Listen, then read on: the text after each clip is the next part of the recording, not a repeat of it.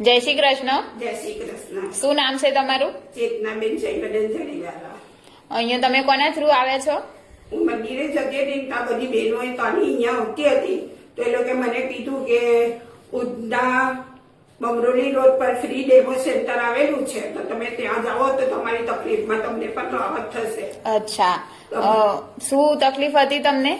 મને છે ને ચાલવામાં બહુ તકલીફ પડતી હતી અને મને ડાયાબિટીસ પણ 300 હતો ને પછી અહીંયા આવી તો મને દરરોજ હું 1 વાર થેરાપી લેતી હતી એટલે મને ઘણો ડાયાબિટીસ નોર્મલ થઈ ગયેલો.